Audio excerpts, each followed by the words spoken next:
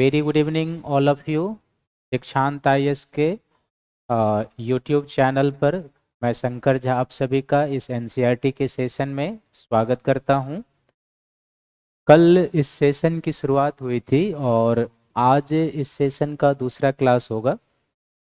तो कल हम लोगों ने बेसिकली आपको याद होगा कि 6 क्लास के एनसीईआरटी से कक्षा की शुरुआत की थी और 6 क्लास के कक्षा में हमने आपको दूसरा टॉपिक पढ़ाया था। पहला टॉपिक नहीं पढ़ाया था, दूसरा टॉपिक। और दूसरा टॉपिक जो कल हम लोगों ने डिस्कशन किया था बेसिकली वो अक्षांश और देशांतर के रूप में हम लोगों ने उसके बारे में जाना है। अक्षांश और देशांतर जैसे मैंने कल भी आपको बताया इसलिए पहले पढ़ाया ताकि उससे संबंधित जो टेक्निकल वर्ड है वो यदि आपके सामने आ जाए या मैं वो बोलूं तो आपकी समझ उस पर हो। तो आज के सेशन में हम लोग दो टॉपिक पर वर्क करेंगे, एक सौरमंडल में पृथ्वी और दूसरा पृथ्वी की गतियां। 6 क्लास के एनसीईआरटी का है तो आप समझ सकते हैं कि एक छठे क्लास के एनसीईआरटी में सौरमंडल के बारे में क्या चीजें दी हुई होगी। बेसिकली वो परिचयात्मक रूप से है, तो उसमें भी हमने कुछ एक्स्ट्रा करने का प्रयास किया है कि जहां पर भी कुछ हमें एक्स्ट्रा जानने की जरूरत होगी मैं आपको बताऊंगा। ये दो टॉपिक और साथ ही जो कल हुआ था इन तीनों टॉपिक का आज हम लोग एमसीक्यू भी करेंगे। तो पहले हम लोग क्लास कर लेते हैं, दो टॉपिक का अध्ययन कर लेते हैं और जब ये दो टॉपिक समाप्त हो जाएगा तो इन दोनों टॉपिकों का और कल का एमसीक्यू भी करेंगे। अभी पहले एमसीक्यू नहीं, अभी थोड़ा सा हम लोगों का मूड फ्रेश है, तो मूड फ्रेश है तो थोड़ा सा हम लोग चीज़ों को समझ लेते हैं और ये दोनों टॉपिक जब समाप्त हो जाएगा तो आज के दोनों टॉपिक और कल के टॉपिक का हम आपके साथ एमसीक्यू लेकर आए हैं उस पर। इसीलिए आज की जो क्लास होगी वो पीपीटी के आधार पर होगा। जहां भी आपको समझने में कोई दिक्कत हो आपसे पूछ लीजिएगा हमें। हाँ, लेकिन आप ये ध्यान में रखिएगा कि जब हम बोलें कि आपको कुछ भी समझना है, कोई कंफ्यूजन है, तो आप कमेंट में लिखेंगे तो मैं अच्छे से आपको समझा सकूँ। तो आइए हम लोग क्लास को आगे बढ़ाते हैं और आज का जो पहला टॉपिक है कि सौर मंडल में पृथ्वी, इसमें किन किन चीज़ों के बारे में हम लोग जानकारी प्राप्त करेंगे या इस अध्याय में टॉपिक में आप क्या क्या जान पाएंगे। तो एक इसमें सौरमंडल हम किसे कहते हैं इसके बारे में जानेंगे, तारा यानी स्टार किसको कहेंगे इसके बारे में जानेंगे, ग्रह किसको कहेंगे इसके बारे में जानेंगे, उपग्रह किसको कहेंगे, धूमकेतु किसको कहेंगे, उल्कापिंड किसको कहेंगे, क्षुद्र ग्रह के रूप में किसे जानते हैं, फिर आकाश गंगा और निहारिका क्या होता है, चंद्रमा के बारे में कुछ, ध्रुव तारा के बारे में, खगोलीय पिंड, पूर्णिमा और अमावस्या। तो इन सारे चीजों के बारे में आज हम लोग जानेंगे। तो ये आपको ध्यान में रखना है। तो चलिए हम लोग धीरे धीरे आगे बढ़ते हैं, समझते हुए चीजों को आगे चलते हैं। सबसे पहला टॉपिक है कि खगोलीय पिंड हम किसको कहेंगे। जैसे कि आप इस डायग्राम में देख रहे हैं ये खगोलीय पिंड का ही एक इमेज है। तो खगोलीय पिंड जो है बेसिकली सूर्य, चंद्रमा या वे सभी वस्तुएं कहेंगे या वे सभी आकाशीय पिंड भी आप कह सकते हैं, वे सभी वस्तुएं जो रात के समय आसमान में चमकते हुए दिखाई देते हैं हम उन्हें क्या कहते हैं, खगोलीय पिंड कहते हैं। तो खगोलीय पिंड का अर्थ हुआ कि वो सभी अंतरिक्षीय वस्तु या पदार्थ या पिंड जो रात्रि के समय चमकते हुए दिखाई देते हैं उनको हम लोग क्या कहते हैं, खगोलीय पिंड। इसमें चंद्रमा हो जाएगा और कई सारे जो ग्रह चमकते हैं वो हो जाएंगे, सूर्य है। तो ये ना केवल रात को बल्कि एक जगह जहाँ रात है वहां तो हमें क्या दिखाई देगा, चंद्रमा और स्टार्स दिखाई देंगे, लेकिन ठीक उसी समय सूर्य किसी क्षेत्र में भी चमकता हुआ होगा, तो उन्हें हम खगोलीय पिंड कहते हैं। स्टार जो है किसको कहेंगे, तारा। तो ब्रह्मांड के कुछ खगोलीय पिंड क्या होते हैं, आकार में बड़े होते हैं तथा ये क्या होते हैं, गर्म होते हैं, गैस और धूलकण से बने होते हैं। इनके पास अपनी ऊष्मा और प्रकाश होते हैं जिससे वे बड़ी मात्रा में उत्सर्जित करते हैं, इनको हम लोग क्या कहते हैं, स्टार। वैसे भी हम लोग तारा क्या किसको कहते हैं, सिंपल जब हम लोग एक पारिभाषिक शब्द लेते हैं तो उसमें हम लोग तारा किसको कहते हैं कि वह खगोलीय पिंड जो स्वयं के प्रकाश से चमकता हो, उसको हम लोग क्या कहते हैं, तारा कहते हैं। तो स्वयं के प्रकाश से चमकने वाला जो पिंड होता है वो क्या कहलाता है, तारा कहलाता है। इसके बारे में और डिटेल आपको जानकारी देंगे।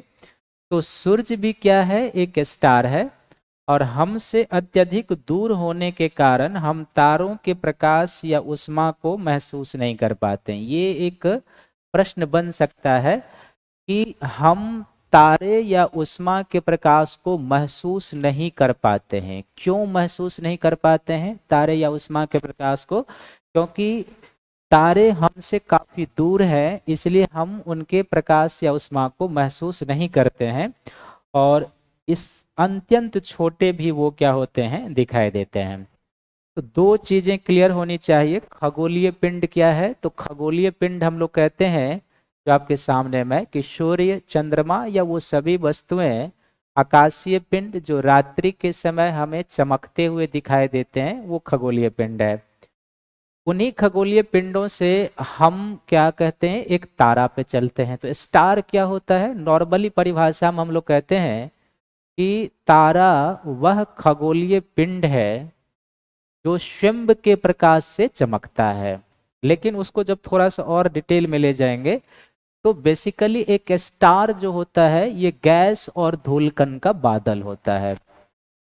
तो एक स्टार में जो गैस और धूलकण होता है, बेसिकली इसका कंपोजिशन जो होता है स्टार का, हाइड्रोजन गैस होता है, और हाइड्रोजन गैस के साथ इसमें धूलकण का कंपोजिशन होता है। तो ये याद रखेंगे, ये हाइड्रोजन गैस और धूलकण से बने होते हैं, और ये बड़ी मात्रा में जो है सो ऊष्मा और प्रकाश उत्सर्जित करते हैं। ये जो तारा होता है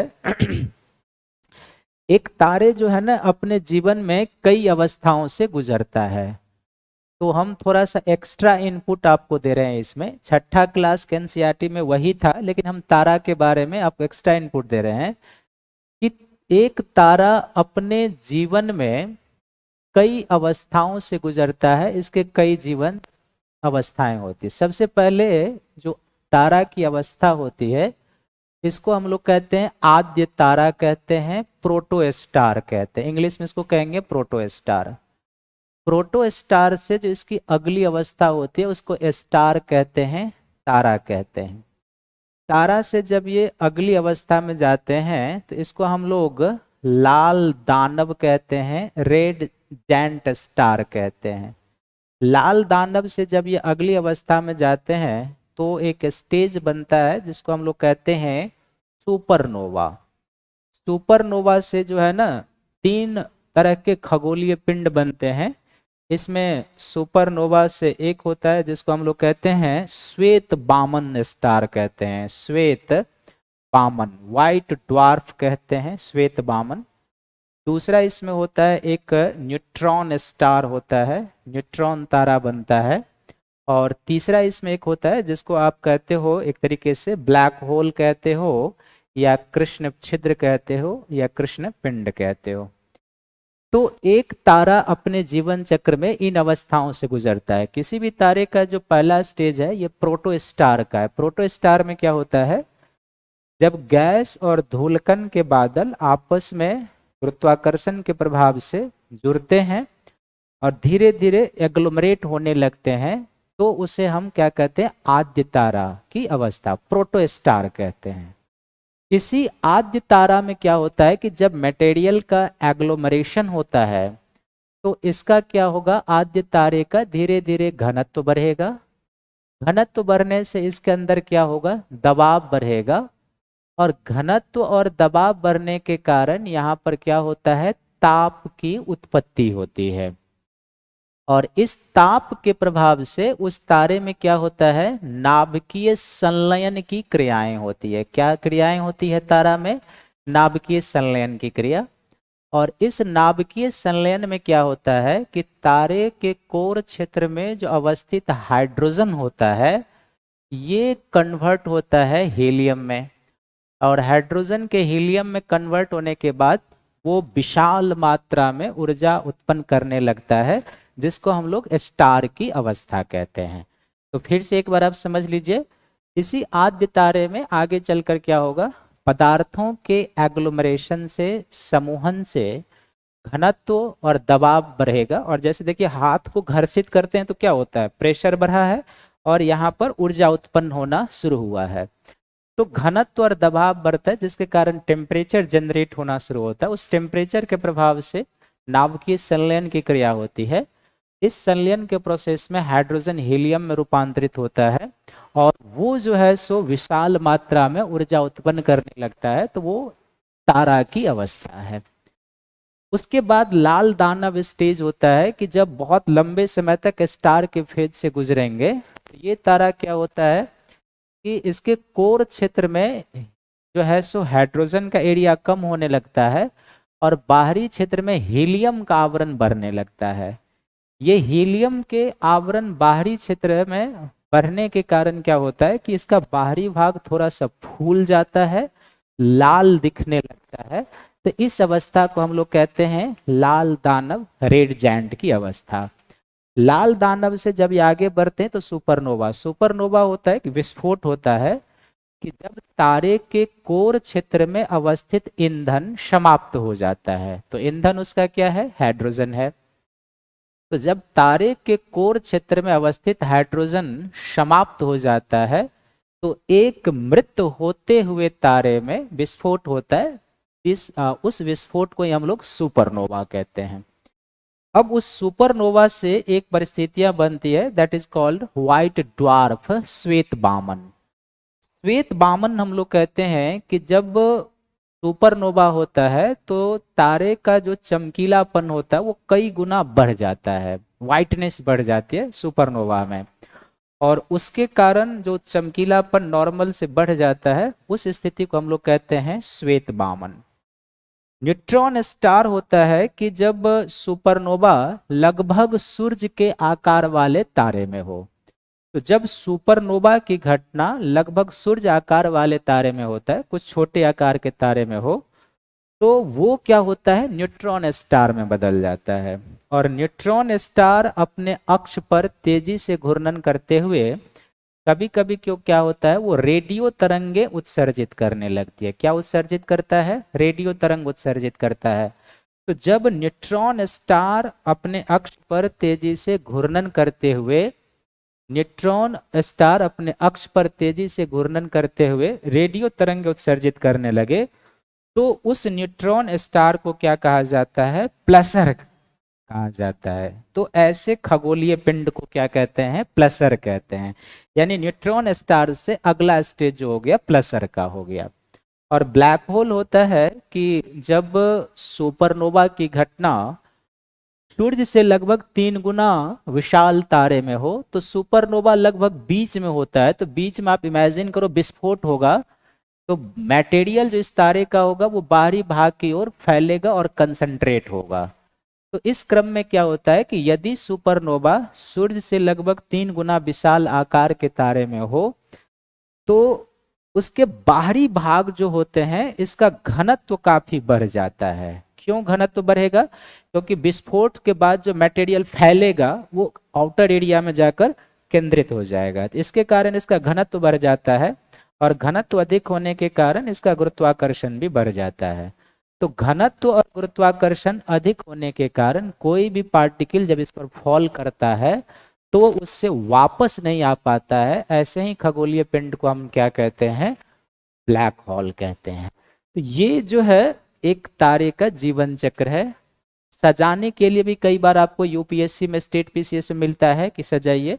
तो आद्य तारा, star, red giant, supernova, supernova से 3 कंडीशन, श्वेत बामन, neutron star, pulsar and black hole, ये आपको ध्यान में रखना है। तो 2 चीजें आपने समझ ली, खगोलीय पिंड तारा जो छठे के एनसीईआरटी में, और प्लस जो मेरे तरफ से इनपुट था वो मैंने आपको दे दिया है। अब नेक्स्ट है इसमें नक्षत्र मंडल क्या होता है।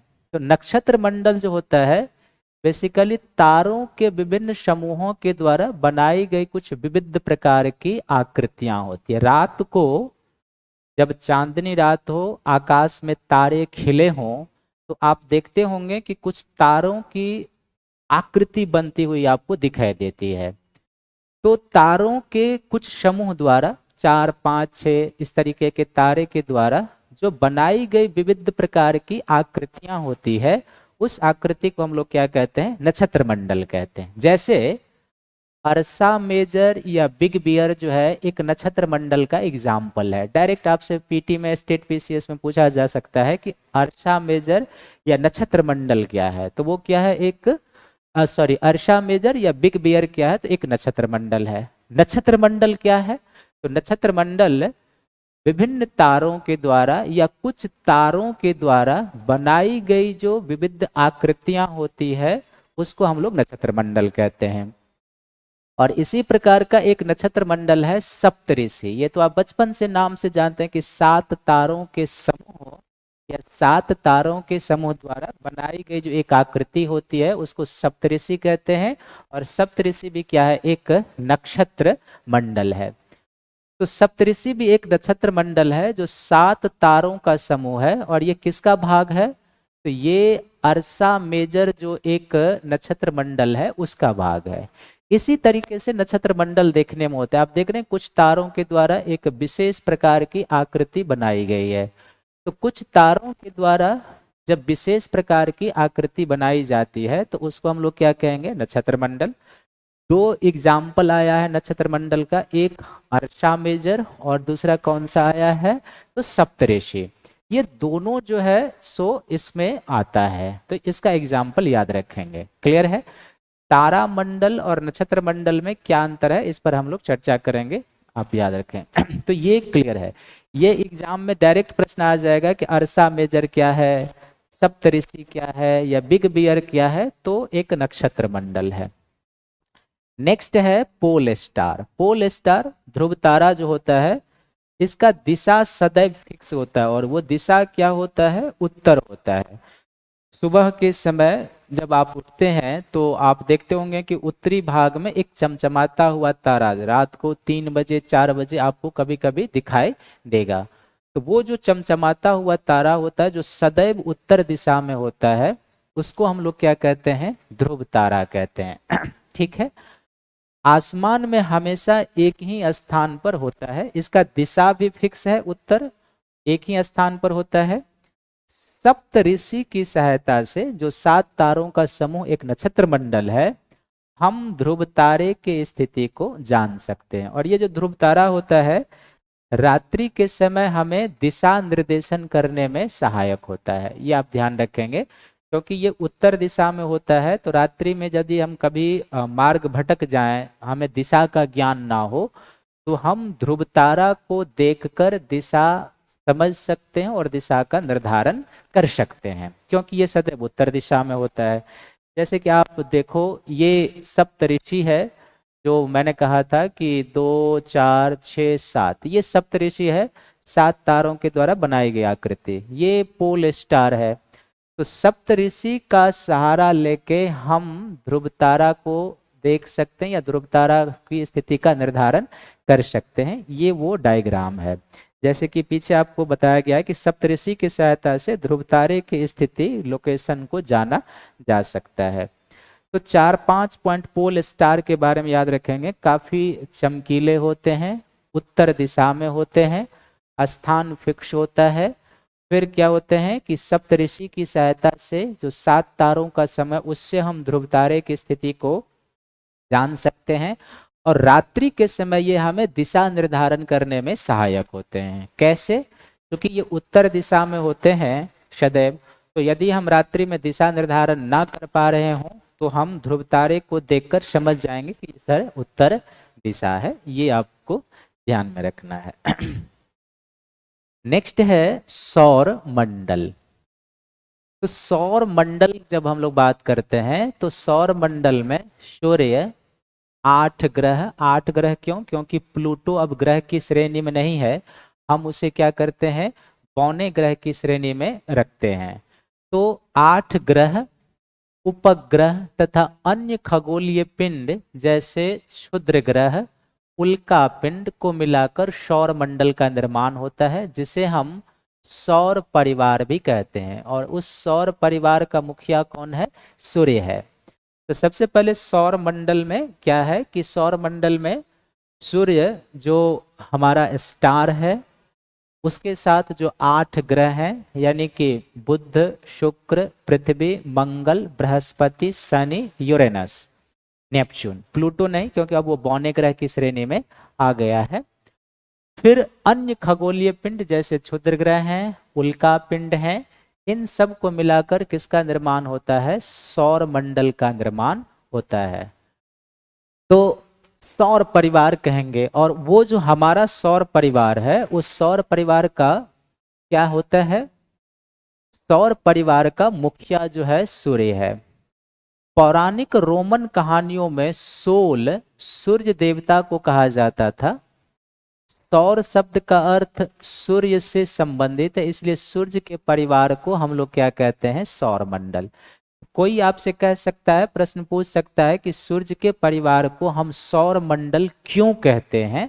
तो उसका उत्तर क्या हो जाएगा कि चूंकि सौर शब्द का अर्थ है सूर्य से संबंधित, और चूंकि सूर्य के परिवार के सदस्य होते हैं ये लोग, इसीलिए हम लोग इसको क्या कहते हैं? सौर मंडल कहते हैं। अब सूर्य के बारे में थोड़ा सा जान लीजिए। सूर्य सौर मंडल के केंद्र में है तथा अत्यधिक गर्म गैसों से बना हुआ है। इसका आकर्षण बल इसे सौर मंडल को बांधे हुए है, यानी कि सूर्य का जो आकर्षण बल है वो इसके सौर परिवार के सदस्यों को आपस में बांधकर रखे हुए है। यह सौर मंडल के लिए प्रकाश और उष्मा का एकमात्र स्रोत है, क्योंकि जो ग्रह हैं उनके अपने प्रकाश होते नहीं, स्टार में ही वो प्रक्रियाएं होती है। तो सौर मंडल में उष्मा और प्रकाश का मूल स्रोत क्या है? सूर्य। सूर्य पृथ्वी से लगभग 15 करोड़ किलोमीटर की दूरी पर है, और सूर्य का प्रकाश पृथ्वी तक आने में लगभग कितने मिनट का समय लगता है? 8 मिनट का समय लग जाता है। यदि आप इस इमेज को अच्छे से देख रहे हो तो ये सूर्य का एटमॉस्फेयर है। सूर्य का एटमॉस्फेयर जो है ये अब एनसीईआरटी का नहीं, मेरे तरफ से आपके लिए इनपुट है कि सूर्य का जो एटमॉस्फेयर है ये कई जोन में बटा हुआ होता है। क्लियर? और कई जोन में जो बटा हुआ होता है, तो सबसे इनर पार्ट जो सूर्य का होता है इसको कोर जोन कहते हैं। पहला कोर जोन के बाहर का जो एरिया होता है उसको रेडिएटिव जोन कहते हैं, विकिरण मंडल कहते हैं। रेडिएटिव जोन के बाहर का जो एरिया होता है उसको कन्वेक्शन जोन कहते हैं, संवहन मंडल कहते हैं। कन्वेक्शन जोन के बाहर का जो एरिया होता है उसको फोटोस्फीयर कहते हैं। फोटोस्फीयर के बाहर का जो एरिया होता है उसको क्रोमोस्फीयर कहते हैं, और क्रोमोस्फीयर के बाहर का जो एरिया होता है उसे कोरोना कहते हैं। ये जो कोरोना होता है ये मूल रूप से क्या है? जब सूर्य ग्रहण की स्थिति होती है, जिसको हम लोग सोलर एक्लिप्स कहते हैं, उस समय हमें दिखाई देता है। नॉर्मल जब हम लोग सूर्य को पढ़ते हैं तो इसके दो वायुमंडल को या दो लेयर को जानते हैं। सूर्य का सबसे जो इनर पार्ट होता है वो कोर है, और इसका जो बाहरी भाग होता है जिसको सूर्य का धरातल भी कहते हैं हम लोग, इसे इसका क्या कहते हैं? फोटोस्फीयर कहते हैं। ये नॉर्मली हम लोग पढ़ते हैं। बट जब हम थोड़ा सा डीप स्टडी में जाते हैं तो डीप स्टडी में जाने पर हमें सूर्य के इतने जोन या एटमॉस्फेयर बनते हैं। दैट इज सबसे inner area is called core. Core के बाहर का जो एरिया रेडिएटिव जोन है, रेडिएटिव जोन के बाहर कन्वेक्शन जोन, कन्वेक्शन जोन के बाहर फोटोस्फीयर, फोटोस्फीयर के बाद जो है क्रोमोस्फीयर, और फिर कोरोना। कोरोना जो होता है वो हमेशा नहीं बल्कि जब सूर्य ग्रहण की स्थिति होती है तो हमें दिखाई देता है। और ये जो फोटोस्फीयर होता है इसका टेम्परेचर लगभग कांस्टेंट होता है, जो लगभग 6000 डिग्री सेंटीग्रेड के आसपास होता है। तो ये इतना आपको थोड़ा सा इनपुट दे दिए हैं जिसके बारे में आपको ध्यान में रखना है। नेक्स्ट है ये हमारा सौर मंडल है जिसके केंद्र में सूर्य मुखिया है। उसके बाद जो है सो मरकरी है, फिर वेनस है, फिर अर्थ है, फिर मार्स है, जुपिटर है, सैटर्न है, यूरेनस है, नेपच्यून है और प्लूटो है। तो ये हमारा सौर परिवार का ग्रह है। इसके बारे में आगे और डिटेल से चर्चा होगी, केवल अभी आपको इमेज दिखा दिए हैं। ग्रह, तो ग्रह जो है क्या है, वे खगोलीय पिंड है जिनके पास क्या होता है, अपना प्रकाश नहीं होता है, तथा जो स्टार के प्रकाश से प्रकाशित होते हैं उन्हें हम क्या कहते हैं, ग्रह कहते हैं। तो ये तो आप बचपन से ही जानते आ रहे हैं। तो ग्रह हम उस खगोलीय पिंड को कहेंगे या सौर परिवार के उस सदस्य को कहेंगे जिनका अपना प्रकाश नहीं होता है, जो तारे के प्रकाश से प्रकाशित होते हैं उन्हें हम क्या कहते हैं, ग्रह कहते हैं। ग्रह जिन्हें अंग्रेजी में प्लैनेट कहते हैं, ग्रीक भाषा के प्लेनेटाइट शब्द से बना है, जिसका अर्थ है परिभ्रमण, अर्थात चारों ओर घूमने वाला होता है। तो चारों ओर किसके घूमने वाला, तो चूंकि ये सूर्य के चारों ओर एक निश्चित कक्षा में परिक्रमा करते हैं, वो है यहाँ पर संदर्भ। तो ग्रह जिसको हम लोग अंग्रेजी शब्द प्लैनेट से डिनोट करते हैं, बेसिकली ये ग्रीक वर्ड से बना हुआ, और वो ग्रीक वर्ड क्या है, प्लेनेटाई है, जिसका अर्थ क्या होता है, परिभ्रमण करने वाला, अर्थात चारों ओर घूमने वाला। फिर है कि पृथ्वी जिस पर हम रहते हैं, बेसिकली एक क्या है, ग्रह है। जैसे आप यहाँ देख रहे हैं कि सभी ग्रह है। संपूर्ण प्रकाश एवं ऊष्मा सूर्य से प्राप्त करती है, जो पृथ्वी के सबसे नजदीक का स्टार भी है। बृहस्पति, शनि, यूरेनस के चारों ओर रिंग पाए जाते हैं। यह छल्ले विभिन्न पदार्थों का असंख्य छोटे पिंडों से बनी पट्टियां, ये पार्टियां नहीं है बल्कि बेल्ट है, पट्टियां हैं, ये समझेंगे आप। तो ये प्रश्न कई बार डायरेक्ट पूछा जाता है। ये जो रिंग है ना, आप इसको वलय भी कह सकते हैं, वलय। तो 3 ग्रह हमारे सौर परिवार के हैं जिनमें रिंग पाए जाते हैं। वो 3 ग्रह कौन कौन से हैं, बृहस्पति है, शनि है और यूरेनस है। नॉर्मली आप पढ़ते होंगे कि शनि में ही केवल रिंग पाया जाता है, लेकिन जो 3 ग्रह हैं, बृहस्पति, शनि और यूरेनस, सभी में वलय पाया जाता है। ये रिंग है क्या, तो यहाँ पर लिखा है कि विभिन्न पदार्थों के असंख्य छोटे पिंडों से बने। बेसिकली ये रिंग धूलकण और गैस के बादल हैं, और धूलकण और गैस के बादल हैं जो इनके गुरुत्वाकर्षण शक्ति के कारण इनसे आबद्ध हैं, इनसे जुड़े हुए हैं, इसलिए जो है इनके साथ रिंग पाए जाते हैं। ये याद रखेंगे।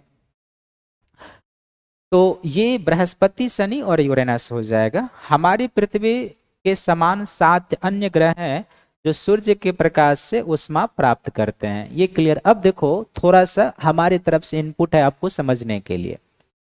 हमारे सौर मंडल में जो अभी 8 ग्रह हैं, आप इसको देख लो, जिसमें मरकरी है, वेनस है, अर्थ है, मार्स है, जुपिटर है, सैटर्न है, यूरेनस है और प्लूटो है। इसमें जो ये 4 ग्रह हैं, इनको हम क्या कहते हैं, इनर प्लैनेट, आंतरिक ग्रह कहते हैं। और ये जो 4 ग्रह हैं, इनको हम क्या कहते हैं, आउटर प्लैनेट कहते हैं, बाहरी ग्रह कहते हैं। ये आपको ध्यान में रखना है, ठीक है। लेकिन इसका जो कॉन्सेप्ट है थोड़ा सा अब और मेरे तरफ से इनपुट ले लीजिए कि ग्रह जो है ना, हमारे सौर मंडल में जो अभी ग्रह हैं 8 ग्रह, तकनीकी तौर पर हम इन्हें 2 भागों में रखते हैं। एक ग्रह है जिनको हम लोग कहते हैं पार्थिव ग्रह, that is also called terrestrial planet, और दूसरे ग्रह हैं जिनको हम लोग कहते हैं जोबियन ग्रह, जुपिटर से बना हुआ है जोबियन ग्रह। पार्थिव ग्रह के अंतर्गत 4 ग्रह आते हैं। कौन कौन से आते हैं, तो इसमें बुध आता है, शुक्र आता है, पृथ्वी आते हैं और मंगल आते हैं। जबकि जो जोबियन ग्रह है, इसमें 4 ग्रह आते हैं, यानी बृहस्पति आएंगे, शनि आएंगे, यूरेनस आएंगे, नेपच्यून आएंगे, जिसको अरुण और वरुण कहा जाता है। ये 4 ग्रह टेरेस्ट्रियल प्लैनेट और ये 4 ग्रह जोबियन। पार्थिव ग्रह का अर्थ होता है कि वो ग्रह जिनकी संरचना पृथ्वी के समान है, हम उसे पार्थिव ग्रह कहते हैं। और वे ग्रह जिनकी संरचना बृहस्पति के समान है, हम उन्हें जोबियन ग्रह कहते हैं।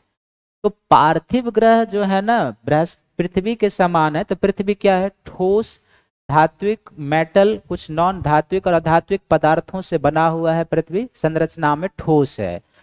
तो बुध, शुक्र और मंगल इसी तरीके से धात्विक और अधात्विक पदार्थ और ठोस रूप में बने हुए हैं। इसलिए जो है सो हम उसको क्या कहते हैं? पार्थिव ग्रह कहते हैं। जबकि जोबियन ग्रह बृहस्पति के समान है, अर्थात इन ग्रहों के निर्माण में धूलकण और गैस के बादल का कंपोजिशन का योगदान अधिक है, इसलिए हम इन्हें जोबियन ग्रह कहते हैं। हालांकि उस धूलकण और गैस के बादल के अंदर कुछ मटेरियल है या नहीं, इस पर रिसर्च है। इन चारों ग्रह को हम इनर प्लैनेट भी कहते हैं। पार्थिव ग्रह को आंतरिक ग्रह भी कहते हैं और जोबियन ग्रह को बाहरी ग्रह भी कहते हैं। तो पार्थिव ग्रह को हम आंतरिक ग्रह इसलिए कहते हैं क्योंकि पार्थिव ग्रह जो है ये सूर्य और ये जो लाइन है ना यानी कि जो मंगल और बृहस्पति, इसके बीच में एक जो बेल्ट है, इसको हम लोग कहते हैं क्षुद्र ग्रह। तो चूंकि पार्थिव ग्रह सूर्य और क्षुद्र ग्रह की पट्टी के बीच पाए जाते हैं, that's why it is called inner planet. और जो आउटर प्लैनेट है ये क्षुद्र ग्रह की पट्टी के बाहर पाए जाते हैं, इसलिए हम इन्हें आउटर प्लैनेट कहते हैं। तो ग्रह के बारे में इतना इंफॉर्मेशन और थोड़ा सा जो मेरे तरफ से इनपुट था वो मैंने आपको दे दिया है, जिसको समझने के लिए आसानी होगी। प्लूटो को 2006 से ग्रह की श्रेणी से हटा दिया गया है, क्योंकि ग्रह कहने के लिए 3 मानक निर्धारित किए गए थे। उसमें एक पहला ये निर्धारित किया गया था कि वो सूर्य के चारों ओर एक निश्चित ऑर्बिट में घूमता हो, परिक्रमा करता हो। दूसरा, उसका गुरुत्वाकर्षण कम से कम इतना हो कि अपने गुरुत्वाकर्षण के प्रभाव से वो राउंड शेप, गोलाकार आकृति में आ जाए। और तीसरा कि वो अन्य ग्रहों की ऑर्बिट को क्रॉस न करते हो, काटते ना हो। तो चूंकि प्लूटो अन्य ग्रहों की कक्षा को काटते थे, इसलिए उन्हें ग्रह की श्रेणी से हटा के बौने ग्रह में डाल दिया गया है। इसलिए अब हमारे सौर मंडल में केवल 8 ग्रह मिलते हैं। तो ये ध्यान में रखेंगे। यहां तक जो आपको बताया सभी का क्लियर है? अभी जो आपके पास प्रश्न है कुछ तो पूछ सकते हैं। ये लिख रहे हैं, सर जी प्लीज बताइए कि सबसे गर्म ग्रह शुक्र है जबकि सूर्य के सबसे नजदीक बुध है। शुक्र इसलिए सबसे ज्यादा गर्म ग्रह है क्योंकि उसके वायुमंडल में हरित गृह गैस अधिक है। और आप जानते हैं कि हरित गृह गैस जो है तो क्या है? ग्रीन हाउस प्रभाव उत्पन्न करने वाली गैस है। जैसे अभी आप पढ़ते हैं ना कि कार्बन, मीथेन या इस तरीके की जो भी गैस हैं, वायुमंडल में इसकी मात्रा बढ़ने से पृथ्वी का औसत तापमान बढ़ रहा है, जिसको हम लोग भूमंडलीय तापन कहते हैं। तो ठीक उसी तरीके से विशंबर प्रताप सिंह जी, शुक्र के वायुमंडल में ग्रीन हाउस गैस की मात्रा अधिक है, इसलिए बुध के तुलना में शुक्र सूर्य से दूर होते हुए भी सौर परिवार का गर्म ग्रह शुक्र है, ना कि बुध है। क्लियर है? इनर प्लैनेट समझ में नहीं आया? इनर प्लैनेट जो है, इनर प्लैनेट इसको इसलिए कहते हैं, यानी कि बुध, शुक्र, पृथ्वी और मंगल को इनर प्लैनेट कहा जाता है। क्यों? क्योंकि ये सूर्य और यहाँ पर क्षुद्र ग्रह है। मंगल और बृहस्पति के बीच में क्षुद्र ग्रह की पट्टी पाई जाती है। तो सूर्य और क्षुद्र ग्रह के बेल्ट के बीच होने के कारण इन्हें हम इनर प्लैनेट कहते हैं। क्लियर है? तो ग्रह जो पार्थिव ग्रह है और जोबियन ग्रह है ये। अब पार्थिव प्रश्न यहां से ये उत्पन्न हो सकता है आपके मन में, जो आपके आगे कक्षा में बताएंगे कि पार्थिव ग्रह संरचना में ठोस क्यों है, वह टेरेस्ट्रियल प्लैनेट इज सॉलिड क्यों है, और जोबियन ग्रह संरचना में क्यों गैसीय हैं, ये आपके मन में आना चाहिए। तो इस प्रश्न का उत्तर आपको अगले कक्षा सबके एनसीईआरटी में मिलेगा, लेकिन अभी आप इतना जान लीजिए।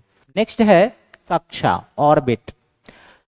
सौर मंडल के सभी ग्रह एक निश्चित पथ पर सूर्य की परिक्रमा करते हैं। ये ऑर्बिट कैसा है? दीर्घवृत्ताकार है, जिसे हम कक्षा कहते हैं। यानी कि समझने के लिए यदि हम ले लें कि ये हमारा सूर्य है, तो सूर्य के चारों ओर जो ग्रह की परिक्रमा पथ है, ये क्या है, एक तरीके से इलिप्टिकल ऑर्बिट है।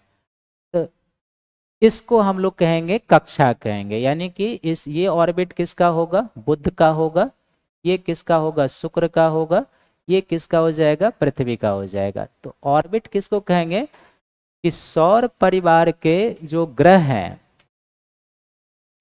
सौर परिवार के जो ग्रह हैं वो सूर्य के चारों ओर एक निश्चित कक्षा में परिक्रमा करते हैं। ये ऑर्बिट कैसा होता है, दीर्घवृत्ताकार होता है, जिसे हम कक्षा कहते हैं। ठीक उसी प्रकार से जिस प्रकार से नाभिक के चारों ओर इलेक्ट्रॉन एक निश्चित कक्षा में परिक्रमा करते हैं, उसी रूप में तो इलेक्ट्रॉन की ऑर्बिट होती है, आप पढ़े होंगे KLMN, इस तरीके से ऑर्बिट में वो घूमते हैं। तो तुलना करेंगे साइंस से, और जिस तरीके से नाभिक और इलेक्ट्रॉन में बल होता है, उसी तरीके से जो सूर्य है और स्टार ग्रह है उसमें होता है।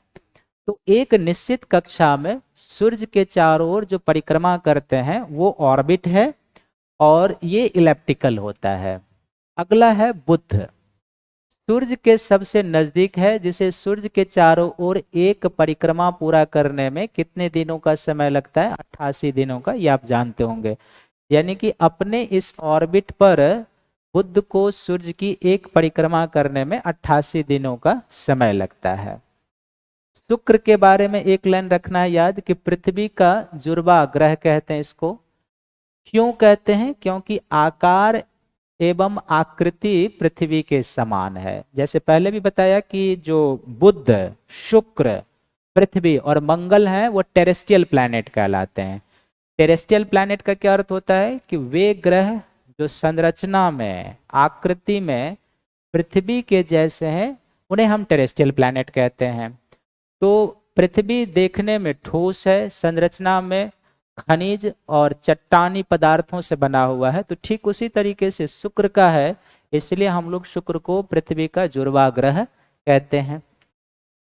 अगला है बौने ग्रह, ड्वार्फ ग्रह। प्लूटो को बौने ग्रह की श्रेणी में रखा गया है। यह निर्णय 2006 में अंतरराष्ट्रीय खगोलीय संगठन ने लिया था। आपको बताया हूं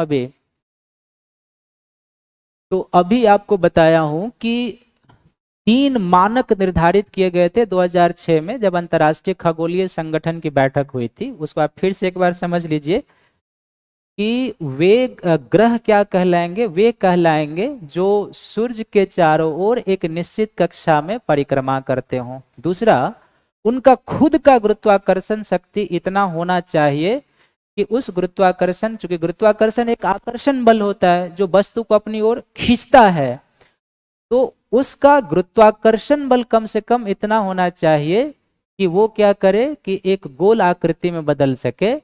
और तीसरा कि वो अन्य ग्रहों की कक्षा को काटते ना हो। तो समझने के लिए यदि हम मान लें कि ये प्लूटो का ऑर्बिट है, तो प्लूटो का ऑर्बिट कुछ इस तरीके से बन जाता था। ये अन्य ग्रहों की ऑर्बिट को काटते थे, इसलिए प्लूटो को क्षुद्र ग्रह की श्रेणी से हटा के बौने ग्रह की श्रेणी में डाल दिया गया। तो ये आप याद रखेंगे। नेक्स्ट हो जाएगा पृथ्वी। सूर्य से दूरी के क्रम में कितने स्थान पर है ये, तो तीसरे स्थान पर। दूरी के क्रम में तो आपको याद ही होगा कि सूर्य के बाद कौन सा हो जाएगा, बुध है। बुध के बाद शुक्र, शुक्र के बाद पृथ्वी, पृथ्वी के बाद मंगल, मंगल के बाद बृहस्पति, बृहस्पति के बाद शनि, शनि के बाद यूरेनस, यूरेनस के बाद नेपच्यून। ये सूर्य से बढ़ते दूरी के अनुसार हो जाएगा। तो पृथ्वी का तीसरा स्थान है। तो सूर्य से दूरी के क्रम में तीसरा ग्रह है, आकार में 5वां सबसे बड़ा ग्रह है। ये स्टेटमेंट करके पूछा जा सकता है कि कौन सही है और कौन गलत है पृथ्वी के संदर्भ में, ये ध्यान में रखेंगे। तो 5वां सबसे बड़ा ग्रह है। पोल के पास पृथ्वी थोड़ा सा चपटी है, यानी धंसी हुई है। यही कारण है कि जो पृथ्वी की आकृति है इसको भूआभ कहते हैं, और इस भूआभ को हम लोग बेसिकली जियोइड शेप कहते हैं, जियोइड शेप के नाम से जाना जाता है। इसके बारे में और बताते हैं कि ऐसी आकृति क्यों है। पृथ्वी को हम लोग नीला ग्रह भी कहते हैं। क्यों कहते हैं, अंतरिक्ष से देखने में ये नीला है, लेकिन अंतरिक्ष से देखने में ये नीला क्यों है? क्योंकि पृथ्वी के 2/3 क्षेत्रफल पर पानी है, तो इसलिए इसे हम नीला ग्रह कहते हैं, क्योंकि इसके 2/3 क्षेत्रफल पर जल उपलब्ध है। पृथ्वी की जो आकृति है बेसिकली क्या है, हम लोग बचपन से ही पढ़ते आ रहे हैं कि संतरे या नारंगी के समान होता है, जिसके दोनों ध्रुवों पर क्या है, थोड़ा सा अंदर धसा हुआ है। पृथ्वी की ये जो आकृति है, जिसको हम लोग ज्वाइड शेप कहते हैं या भुआब शेप कहते हैं, ये दो बलों के अंतर का परिणाम है। क्लियर है? ठीक ना? तो ये याद रखें। अब ये जो पृथ्वी की आकृति भुआब है, अर्थात दोनों पोल के पास वो नीचे की ओर धंसा हुआ है, ये क्यों है? ये एनसीईआरटी में नहीं है, लेकिन मैं आपको बताता हूं कि ये दो बल के अंतर का परिणाम है। इसमें एक बल है जिसको हम लोग कहते हैं अपकेंद्रीय बल, सेंट्रीफ्यूगल फोर्स, अपकेंद्रीय बल, और दूसरा जो बल है उसको कहते हैं हम लोग सेंट्रीपिटल फोर्स, अभिकेंद्रीय बल। सेंट्रीपिटल फोर्स, अभिकेंद्रीय बल। चूंकि पृथ्वी के विषुवत रेखीय प्रदेश में पृथ्वी के घूर्णन से उत्पन्न अपकेंद्रीय बल का मान अधिक है, इसलिए पृथ्वी विषुवत रेखीय प्रदेश में फैला हुआ है। क्यों फैला हुआ है? क्योंकि पृथ्वी के घूर्णन से उत्पन्न अपकेंद्रीय बल का मान इक्वेटोरियल रीजन में सबसे अधिक है, इसलिए विषुवत रेखा के पास ये फैली हुई है। क्योंकि अपकेंद्रीय बल फिजिक्स के हिसाब से कैसे काम करता है? केंद्र से बाहर की ओर लगने वाला जो बल है वो क्या है? अपकेंद्रीय बल है। तो चूंकि यहां पर अपकेंद्रीय बल का मान अधिक है, इसलिए इक्वेटोरियल रीजन में या विषुवत रेखा के पास पृथ्वी फैली हुई है, जबकि ध्रुवों के पास क्या है? अभिकेंद्रीय बल का मान अधिक है। और अभिकेंद्रीय बल क्या होता है? सेंट्रीपिटल फोर्स, बाहर से केंद्र की ओर लगता है। तो यहां पर सेंट्रीपिटल फोर्स का मान अधिक होने के कारण दोनों ध्रुवों के पास पृथ्वी थोड़ा सा अंदर की ओर धंसा हुआ है। तो the shape of earth is output या resultant of two forces, that is one is called centripetal force and another is called centrifugal force। कहां पर सेंट्रीपिटल अधिक होगा ये ध्यान में रखना है, और कहां पर सेंट्रीफ्यूगल अधिक होगा ये ध्यान में आपको रखना है। क्लियर है? यहां तक क्लियर है सभी का? यहां तक क्लियर?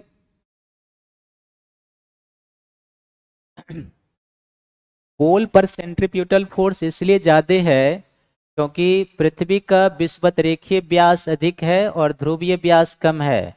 तो पृथ्वी का विषुवत रेखीय व्यास अधिक है, इसलिए यहाँ पर सेंट्रीपिटल फोर्स कम है, सेंट्रीफ्यूगल अधिक है।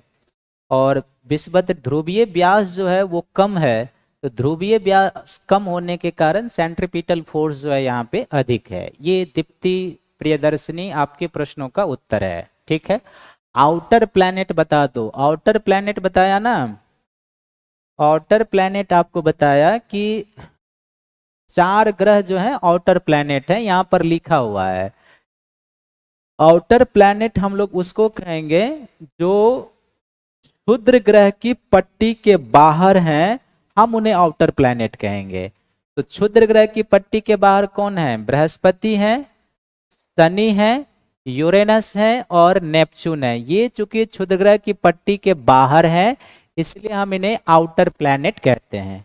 और आउटर प्लैनेट को ही हम जोबियन ग्रह कहते हैं। जोबियन ग्रह उसको इसलिए कहते हैं क्योंकि वो देखने में बृहस्पति के समान है, इसलिए हम उसे जोबियन ग्रह कहते हैं। क्लियर है सभी का?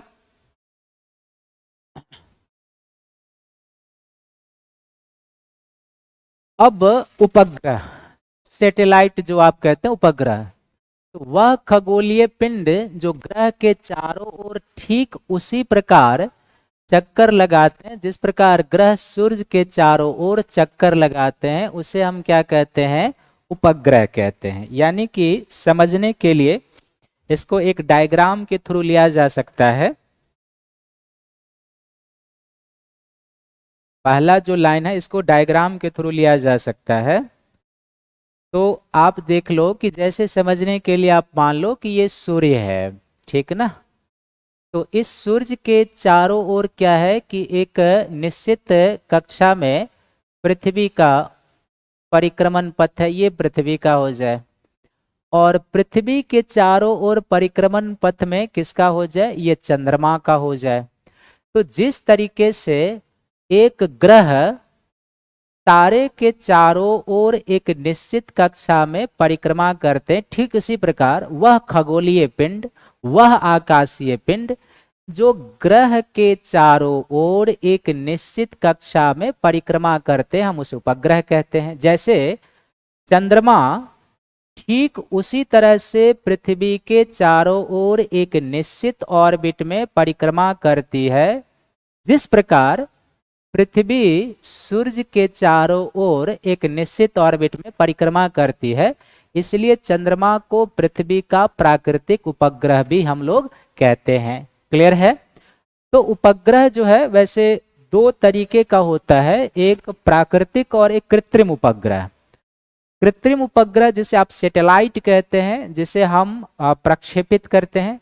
आपको पता होगा कि भारत में कृत्रिम सैटेलाइट का निर्माण करना और उसको प्रक्षेपित करना इसरो का काम है, इंडियन स्पेस रिसर्च ऑर्गेनाइजेशन का। तो वो कृत्रिम सैटेलाइट है। लेकिन प्राकृतिक सैटेलाइट कौन है? चंद्रमा है, पृथ्वी का। और किस तरीके से? ये तो चंद्रमा क्या है कि पृथ्वी का एक प्राकृतिक उपग्रह है। जैसे आपको बताया, चंद्रमा का व्यास पृथ्वी के व्यास का 1/4 है। ये पूछा जा सकता है स्टेटमेंट में, ठीक है ना? तो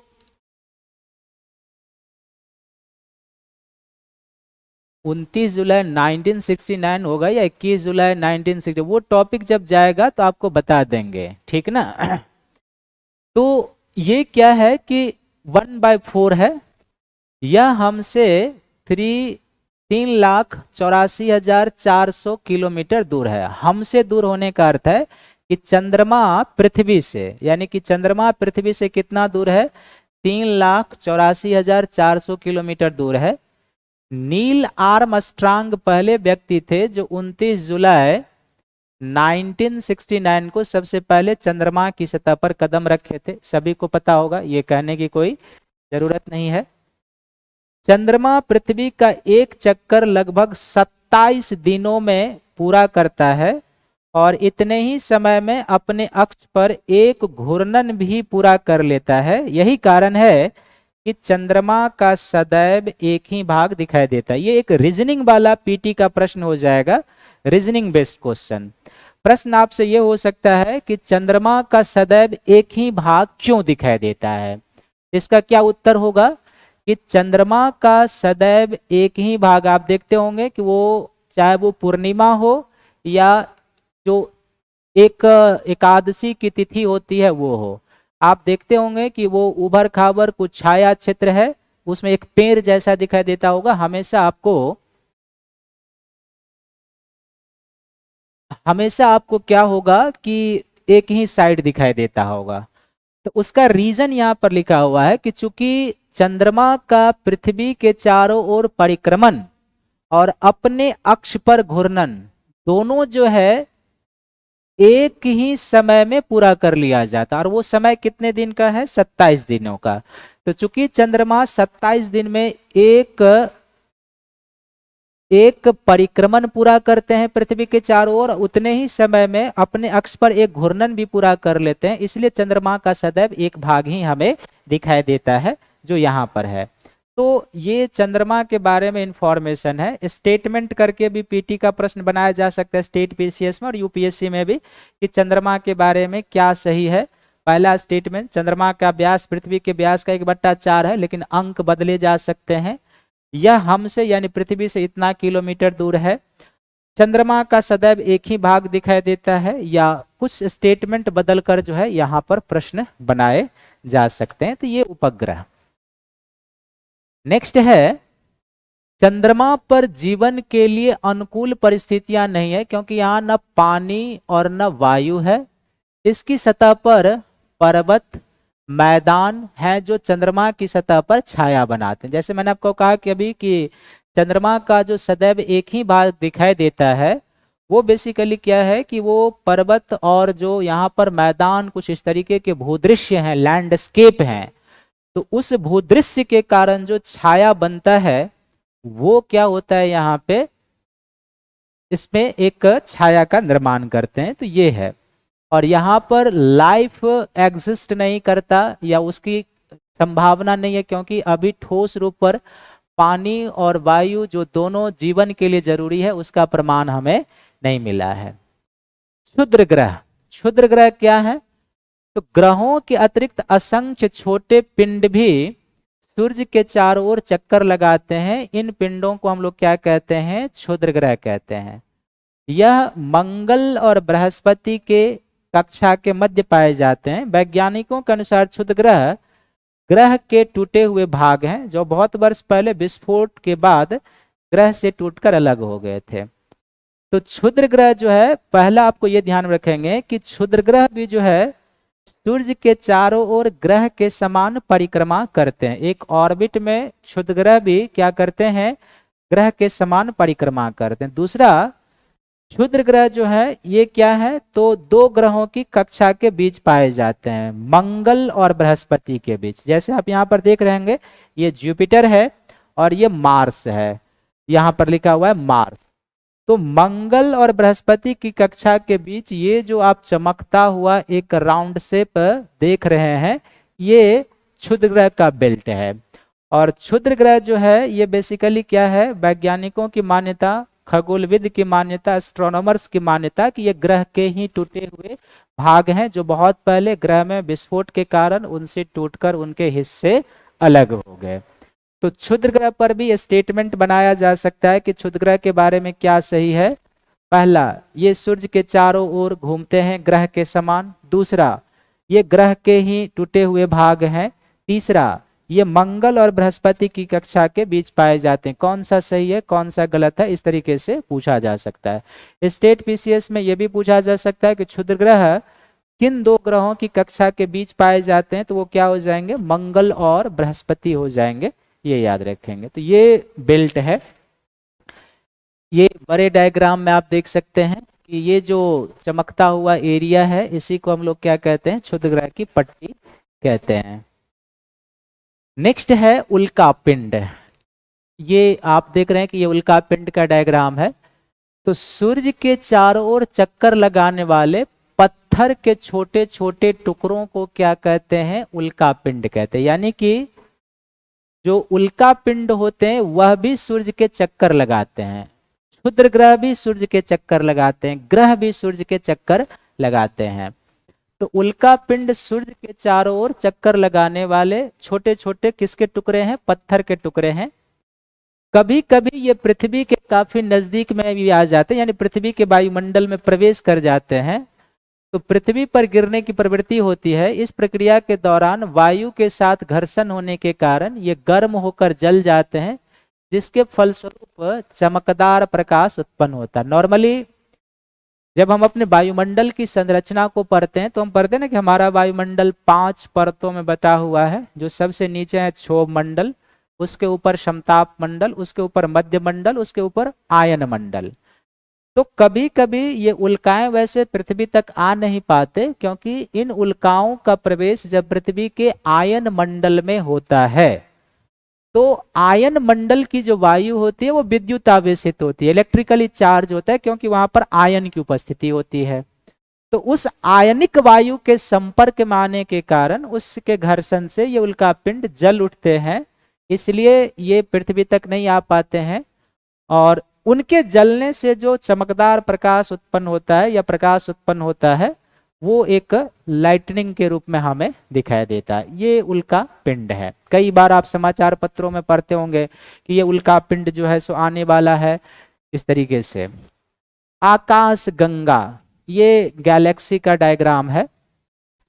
तो करोड़ों तारों, बादल तथा गैसों की एक प्रणाली है। यानी कि आकाश गंगाएं जो होती है ये तारों की, बादलों की और गैसों का कंपोजिशन, इसके बारे में आपको बताते हैं। प्राचीन भारत में इसकी कल्पना आकाश में प्रकाश की एक नदी से की गई है, बहते हुए नदी से। इस प्रकार लाखों आकाश गंगाएं मिलकर ब्रह्मांड का निर्माण करते हैं।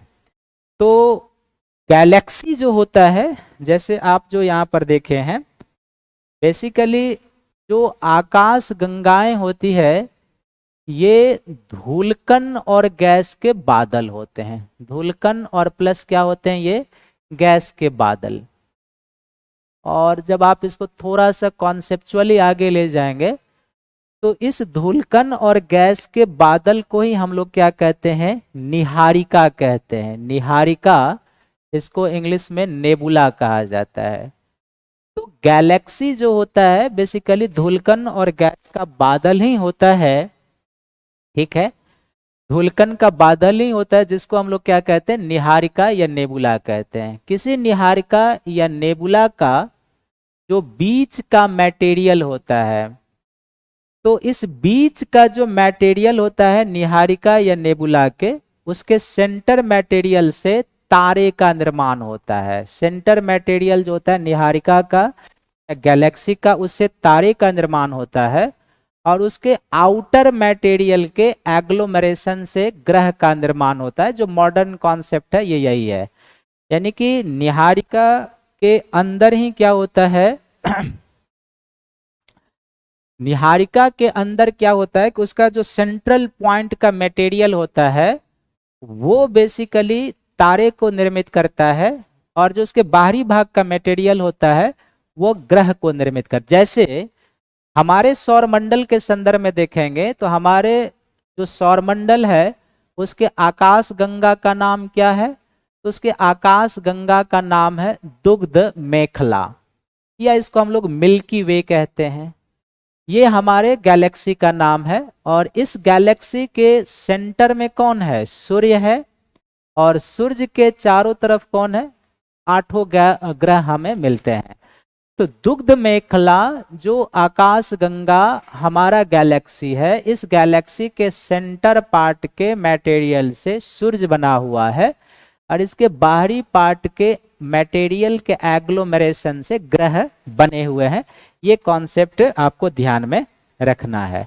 तो ये गैलेक्सी जो होते हैं, और उसमें ही क्या होता है कि ये तारों के समूह होते हैं एक तरीके से, ये हमें ध्यान में रखना है। क्लियर है? खगोल शास्त्री, एस्ट्रोनॉमर्स कहेंगे, तो खगोलीय पिंड और उसकी गति के संबंध में अध्ययन करने वाले को हम लोग क्या कहते हैं, खगोल शास्त्री कहते हैं।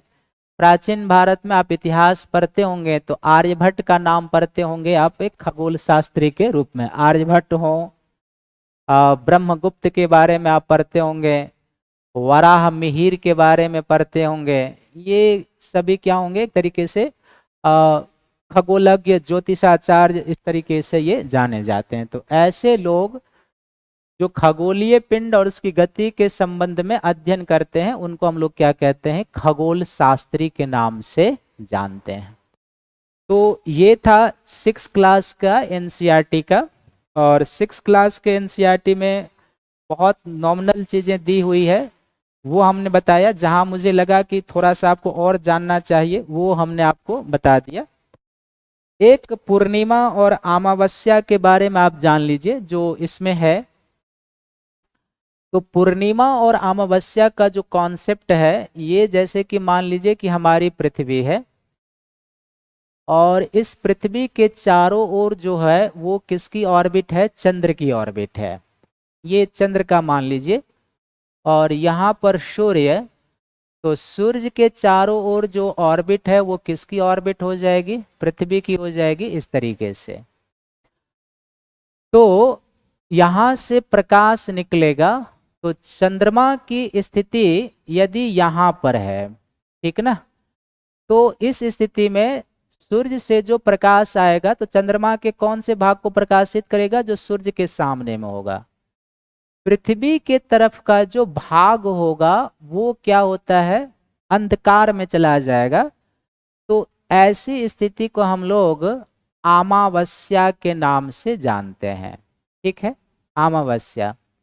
और यही चंद्रमा जब 15 दिनों के बाद यहाँ पर आ जाएगा तो चंद्रमा का पृथ्वी वाला भाग जो है प्रकाशित होगा और पृथ्वी के अपोजिट साइड वाला भाग जो है ये अंधकार में चला जाता है। तो इस स्थिति में बनती है पूर्णिमा। तो आप इसको फिर से एक बार समझिए कि चंद्रमा और पृथ्वी और सूर्य की स्थिति जो है उसमें परिवर्तन से पूर्णिमा और अमावस्या की स्थिति बनती है। तो अमावस्या कब कहेंगे? कि जब पृथ्वी और सूर्य के बीच चंद्र की स्थिति हो तो अमावस्या होगा। ऐसा इसलिए होगा अमावस्या पृथ्वी और सूर्य के बीच चंद्र की स्थिति होने से, क्योंकि सूर्य से जो प्रकाश चलेगा वो चंद्रमा के उस भाग को प्रकाशित करेगा जो सूर्य की तरफ होगा, पृथ्वी के तरफ के भाग को प्रकाशित नहीं करेगा। आप वैसे भी ध्यान देखो कि ये एक गोला है और यहाँ से लाइट जाएगा, तो ये लाइट किस भाग को प्रकाशित करेगा? इसके इस तरफ के भाग को, इस तरफ के भाग को नहीं करेगा। तो इस स्थिति में अमावस्या, और जब यही अमावस्या के बाद फिर से क्या होगा? तिथि बदलेगा। तो 1 2 3 4 5 6 7 8 9 10 11 12 13 14 15वें दिन चंद्रमा यहाँ आ जाएगा।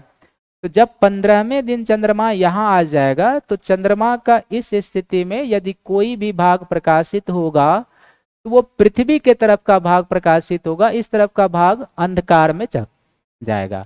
तो चूंकि पृथ्वी के तरफ का भाग प्रकाशित होगा इसलिए इसको पूर्णिमा कहेंगे। तो पूर्णिमा कब होगा? कि जब चंद्र और सूर्य के मध्य पृथ्वी की स्थिति हो तो उस स्थिति में पूर्णिमा होगा। क्लियर है? कब होगा अमावस्या और पूर्णिमा कब होगा, ये क्लियर है सभी का?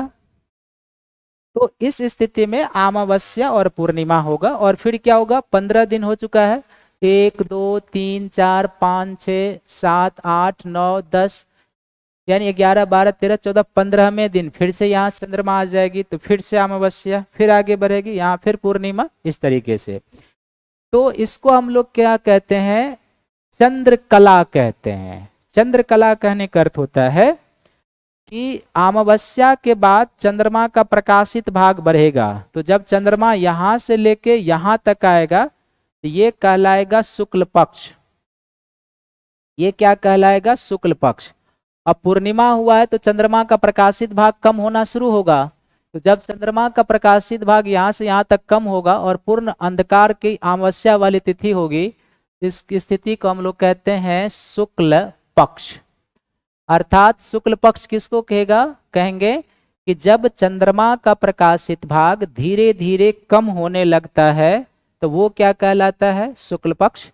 और जब चंद्रमा का प्रकाशित भाग धीरे धीरे बढ़ना शुरू हो जाता है तो वो क्या ये कृष्ण पक्ष, इसको कृष्ण पक्ष लिखेंगे। फिर से एक बार समझ लीजिए कि जब चंद्रमा का प्रकाशित भाग धीरे धीरे कम होने लगता है तो वो कृष्ण पक्ष, और जब चंद्रमा का प्रकाशित भाग धीरे धीरे बढ़ने लगता है तो वो क्या कहलाता है? शुक्ल पक्ष। तो ये फेज ऑफ द मून कहलाता है। क्लियर है सभी का? अमावस्या और पूर्णिमा का कॉन्सेप्ट। इसी से आपका ग्रहण का भी कॉन्सेप्ट हो जाएगा कि इस तिथि को कौन सा ग्रहण होगा, अमावस्या में कौन सा ग्रहण होगा और पूर्णिमा को कौन सा ग्रहण होगा, ये बताइए।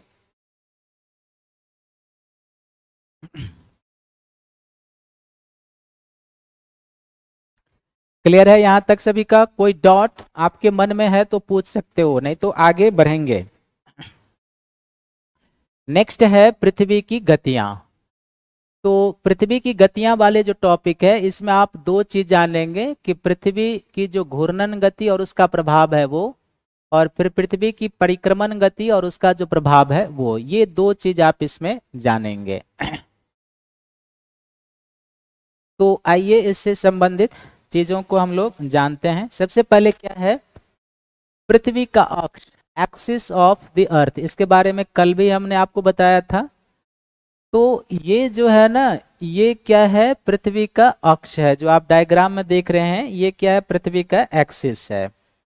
और ये जो पृथ्वी का एक्सिस है तो इसको हम लोग परिभाषित कैसे करते हैं, कल भी आपको बताया था कि वह काल्पनिक धुरी जो पृथ्वी के केंद्र से गुजरकर दोनों ध्रुवों को मिलाती है, इस पृथ्वी इस अक्ष के इसके कक्षीय सतह से 66.5 डिग्री का कोण बनाती है, वह समतल जो कक्ष के द्वारा बनाया जाता है उसे कक्षीय समतल कहते हैं। थोड़ा सा ट्रिपिकल शब्द आपके लिए हो गया। तो सबसे पहले आप अक्ष को समझ लीजिए कि ये लाइन जो आप देख रहे हैं ये एक काल्पनिक लाइन है या अक्ष है जो पृथ्वी के सेंटर से जाती है और दोनों ध्रुवों को मिलाती है। इसको हम पृथ्वी का अक्ष कहते हैं, ठीक है। और फिर इसी अक्ष पर पृथ्वी क्या है, पश्चिम से पूर्व की ओर घूर्णन करती है। अब पृथ्वी का ये जो अक्ष है ये पृथ्वी का कक्षा तल हुआ, एक्सिस प्लेन हुआ। इस एक्सिस प्लेन पर पृथ्वी जो है कितने डिग्री का कोण बनाती है, 66.5 डिग्री का कोण बनाती है। और अक्ष तल पर 66.5 डिग्री का कोण बनाते हैं, इसलिए पृथ्वी के अक्ष का जो झुकाव है वो कितने डिग्री का बनता है, तो 23.5 डिग्री का। इसको ध्यान से समझ लेंगे, सुन लेंगे कि चूंकि पृथ्वी अपने अक्ष तल पर 66.5 डिग्री का कोण बनाती है, इसलिए पृथ्वी के अक्ष का झुकाव 23.5 डिग्री बनता है। तो ये कक्षीय समतल है। प्रतिदीप्त वृत्त, ग्लोब पर वह वृत्त जो दिन तथा रात को विभाजित करता है उसको प्रतिदीप्त वृत्त कहते हैं। तो ग्लोब पर वह लाइन किसको विभाजित करे, ग्लोब पर वह लाइन जो दिन और रात को विभाजित करे उसको प्रतिदीप्त वृत्त कहते हैं। इसको आप एक इमेज से समझ लीजिए। सपोज दैट, मान लीजिए कि ये अर्थ है, ये अर्थ का एक्सिस है और यहाँ पर सूर्य की स्थिति है। क्योंकि इनको सूर्य से प्रकाश आना है, तो अब सूर्य का प्रकाश मान लो कि इस तरीके से इस लाइन के सहारे पहुंचता है, यानी कि इस लाइन के इधर का भाग प्रकाशित है और इधर का भाग प्रकाशित नहीं है। जो मैं लाइन खींच रहा हूं वो भाग प्रकाशित नहीं है, इस तरीके से प्रकाशित नहीं है। ये भाग जो हो गया अप्रकाशित, ये भाग हो गया अप्रकाशित, और अप्रकाशित होने का अर्थ हुआ कि ये रात। और ये भाग जो हो गया ये क्या हो गया, प्रकाशित, क्योंकि सूर्य का प्रकाश आएगा तो प्रकाशित होगा। ये भाग क्या हो गया, प्रकाशित।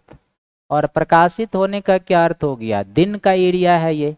लेकिन ये जो दिन और रात अलग हुए हैं किस लाइन से, इस लाइन से, यानी इस लाइन तक ग्लोब पर या पृथ्वी पर सौर प्रकाश आया तो ये इससे इधर वाला एरिया प्रकाशित हो गया, लेकिन इस लाइन से इधर वाला भाग प्रकाशित नहीं हुआ, तो वो रात जो प्रकाशित हुआ दिन। तो प्रतिदीप्त वृत्त क्या हुआ, ये लाइन हुआ प्रतिदीप्त वृत्त कि इस वृत्त से इधर वाला पृथ्वी प्रकाशित है और इस वृत्त से इधर वाला भाग प्रकाशित नहीं है। तो जो दिन और रात का एरिया आइडेंटिफाई कर दे उस लाइन को हम लोग क्या कहते हैं, प्रतिदीप्त वृत्त कहते हैं। क्लियर है सभी का यहां तक? तो नेक्स्ट है, अब पृथ्वी की घूर्णन गति है। और घूर्णन गति क्या है, तो हम सभी जानते हैं कि पृथ्वी में दो प्रकार की गति है, एक घूर्णन गति है और एक परिक्रमण गति है। घूर्णन गति किसको कहते हैं, तो पृथ्वी अपने अक्ष पर 24 घंटे में एक रोटेशन यानी एक घूर्णन को कंप्लीट कर लेती है, जिसे पृथ्वी का घूर्णन गति कहते हैं। इसे हम पृथ्वी का दैनिक गति भी कहते हैं, डायurnal मोशन भी कहते हैं। क्यों डायurnal मोशन कहते हैं, क्योंकि इसको एक रोटेशन कंप्लीट करने में एक दिन या 24 घंटे का समय लगता है। तो इसका अर्थ है कि पृथ्वी का ये जो अक्ष है, इस अक्ष पर पृथ्वी पश्चिम से पूर्व की ओर, जैसे कि यहाँ पर एक डायग्राम है, इसी पर आप समझ लो कि जैसे कि मान लो कि ये पृथ्वी है, ये इसका एक्सिस है, ये नॉर्थ, ये साउथ, ये इक्वेटर, ये ईस्ट हो जाएगा और ये वेस्ट। तो पृथ्वी का घूर्णन कैसे है, पश्चिम से पूर्व की ओर है। तो पृथ्वी अपने अक्ष पर 24 घंटे में या एक दिन में पश्चिम से पूर्व की ओर एक रोटेशन कंप्लीट कर लेती है, जिसे पृथ्वी का घूर्णन गति या इसे हम लोग क्या कहते हैं, डायurnal मोशन कहते हैं, दैनिक गति के नाम से भी जानते हैं, डायurnal मोशन कहते हैं। अब ये जो पृथ्वी की दैनिक गति है, डायरोनल मोशन है, इसका इम्पैक्ट क्या क्या होता है ये आपको ध्यान में रखना है। तो पृथ्वी के घूर्णन गति का जो प्रभाव होता है वो बहुत सारा प्रभाव है, लेकिन सबसे पहला प्रभाव है पृथ्वी के घूर्णन गति का दिन एवं रात का होना। क्या होना? दिन एवं रात का होना। डे एंड नाइट किसका परिणाम है? पृथ्वी के घूर्णन गति का। जैसे अभी प्रतिदीप्त वृत्त में हम लोग देखे ना कि ये जो लाइन है प्रतिदीप्त वृत्त है जो दिन और रात को अलग कर रहा है। क्योंकि सूर्य तो अपने जगह पर स्थित है, पृथ्वी का ये घूमेगा, तो जैसे जैसे पृथ्वी अपने अक्ष पर रोटेट करेगी, जो एरिया सामने आते जाएगा दिन और जो बाहर निकलते जाएगा रात।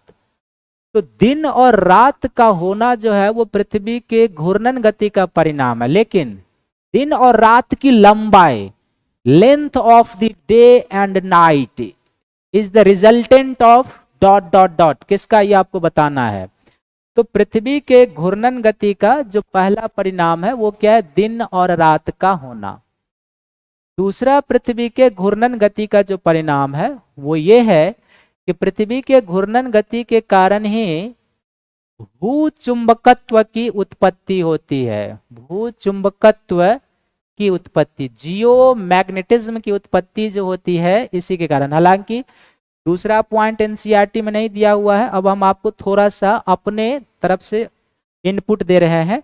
जियो मैग्नेटिज्म की उत्पत्ति होती है और इस जियो मैग्नेटिज्म की उत्पत्ति के कारण पृथ्वी के चुंबकीय मंडल का निर्माण होता है। पृथ्वी के मैग्नेटोस्फीयर का निर्माण होता है। मैग्नेटोस्फीयर, यदि ये ना बने तो पृथ्वी के मैग्नेटोस्फीयर का निर्माण नहीं होगा। मैग्नेटोस्फीयर का निर्माण होता है और इस मैग्नेटोस्फीयर के बनने के कारण हम आप कई प्रकार के हानिकारक विकिरण से बच जाते हैं। हानिकारक विकिरण से, क्योंकि पृथ्वी के मैग्नेटोस्फीयर के द्वारा उसे रोक लिया जाता है, अन्यथा वो पृथ्वी तक आ सकता था। तो पृथ्वी के चुंबकत्व की उत्पत्ति होती है, ये आपको ध्यान में रखना है। तीसरा, इस घूर्णन गति के कारण ही कॉरियोलिस फोर्स की उत्पत्ति होती है। ये भी एनसीईआरटी में आगे वाले में मिलेगा, लेकिन अभी आपको बता देते हैं।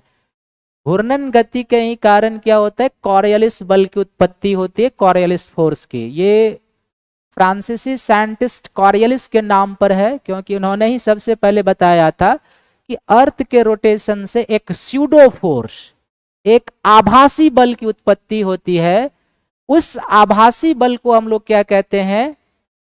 कॉरियोलिस फोर्स कहते हैं। और इस कॉरियोलिस फोर्स का प्रभाव बहुत है। इस कॉरियोलिस फोर्स का प्रभाव पवन की गति, डिफ्लेक्शन पर होता है। इसी कॉरियोलिस फोर्स के कारण पवने उत्तरी गोलार्ध में क्लॉकवाइज, दक्षिणी गोलार्ध में एंटी क्लॉकवाइज।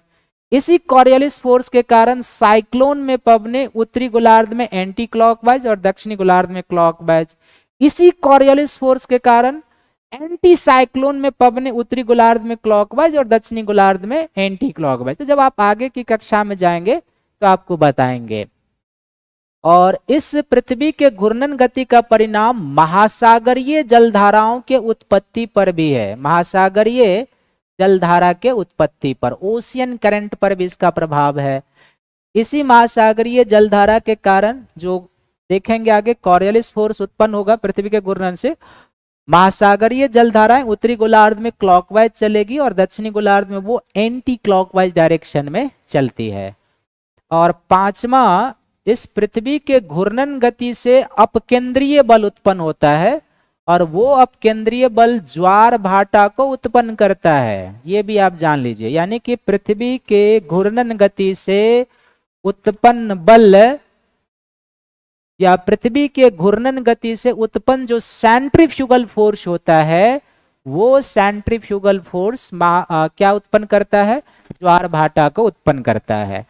हालांकि ज्वार भाटा को उत्पन्न करने वाले में आप दो ही फोर्स पढ़ते होंगे कि सूर्य और चंद्रमा का आकर्षण बल है, लेकिन आज तीसरा पॉइंट हम आपको बताएं। जब हायर क्लास के एनसीईआरटी में चलेंगे तो इस पर डिस्कस होगा कैसे, बट यहाँ आप नोट डाउन कर लेंगे कि द अर्थ रोटेशनल मोशन जो है वो सेंट्रीफ्यूगल फोर्स को उत्पन्न करता है और सेंट्रीफ्यूगल फोर्स के कारण ज्वार भाटा की उत्पत्ति होती है। तो ये सारे परिणाम किसके हैं?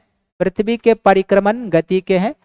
चुंबकीय मंडल जो होता है ना पृथ्वी का, ये एटमॉस्फेयर में बनता है, ये आपको बताएंगे चुंबकीय मंडल के बारे में। तो ये पृथ्वी का घूर्णन गति, ये पृथ्वी का पोल एक्सिस। नेक्स्ट है परिक्रमण गति। तो पृथ्वी सूर्य के चारों ओर वृत्ताकार कक्षा में 365 दिन और 6 घंटे में एक परिक्रमा पूरा कर लेती है, जिसको हम लोग क्या कहते हैं? पृथ्वी का परिक्रमण गति। और इसे हम पृथ्वी का एनुअल मोशन भी कहते हैं, वार्षिक गति भी, क्योंकि ये एक वर्ष का लगभग समय है, इसलिए हम लोग इसको क्या कहते हैं? पृथ्वी की परिक्रमण गति या वार्षिक गति। तो ध्यान देंगे 365 दिन और 6 घंटे का समय लेता है। इस गति का क्या परिणाम है? पहला परिणाम है लिप वर्ष का होना। आप देखते होंगे कि प्रत्येक चौथा वर्ष जो होता है वो लिप वर्ष होता है। तो प्रत्येक चौथा वर्ष लिप वर्ष क्यों होता है? क्योंकि आप देख रहे हैं कि ये एक परिक्रमण को पूरा करने में 6 घंटा अतिरिक्त समय लेता है। तो 6 × 4 कर देंगे तो 24 आवर हो गया ना। तो प्रत्येक चौथा वर्ष जो होता है वो लिप वर्ष होता है, क्योंकि 4 वर्ष के बाद एक दिन बढ़ जाता है। ये पृथ्वी के परिक्रमण गति का परिणाम। ऋतु परिवर्तन की घटनाएं पृथ्वी के परिक्रमण गति के परिणाम है, ये ध्यान में रखेंगे। परिक्रमण गति के परिणाम है। कैसे है?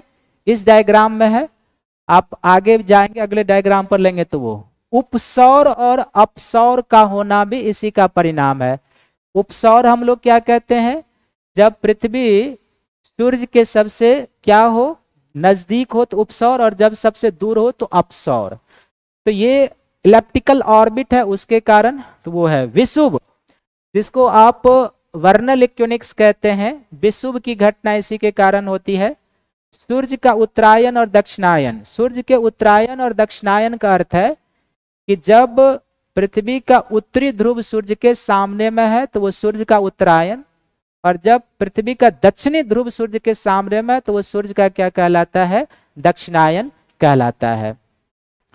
ध्रुवों के पास 6 महीने के दिन और रात का फंक्शन, ये भी पृथ्वी के परिक्रमण गति का परिणाम है।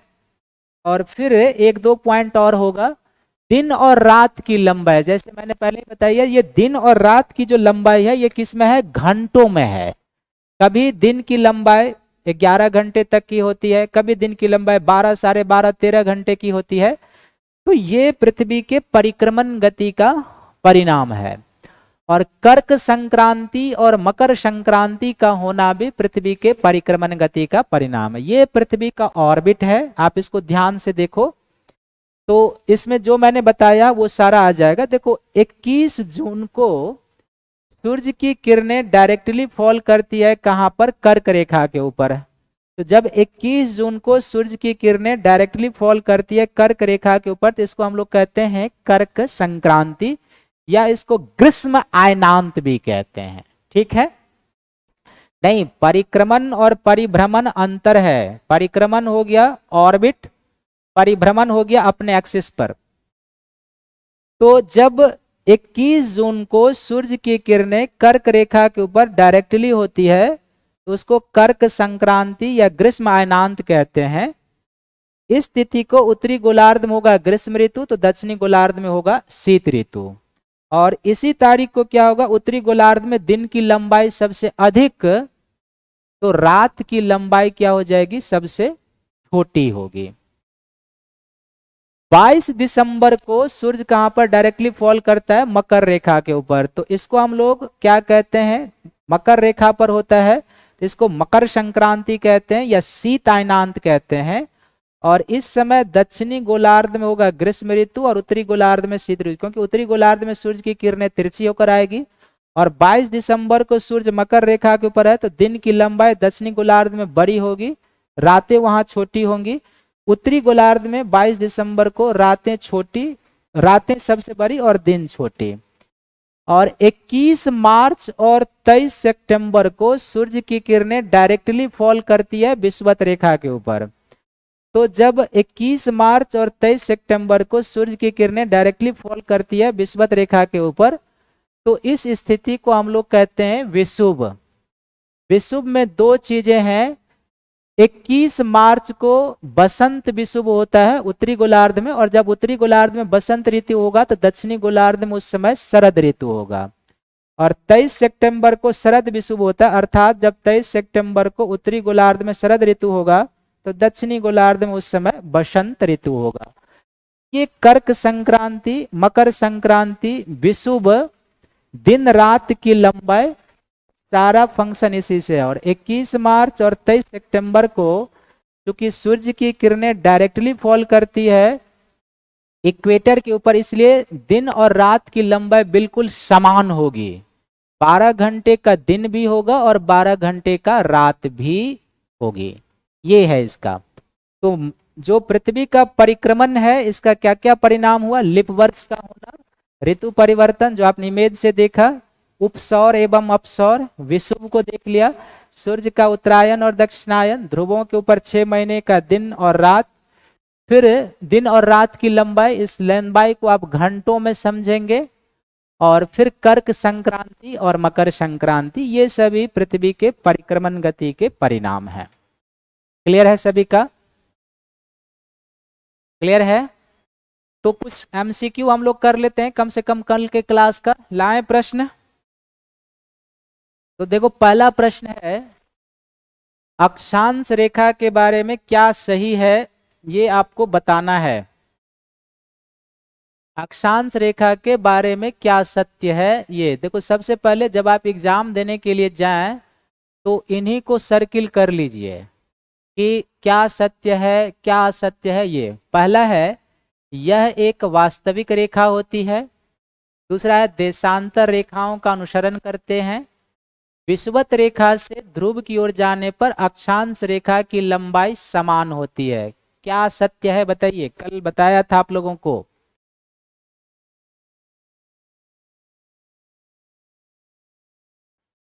तो पहला क्या है, ये एक वास्तविक रेखा है, गलत है। कल भी बताया था कि अक्षांश हो या देशांतर ये सभी क्या है, एक काल्पनिक है, इमेजिनरी लाइन है।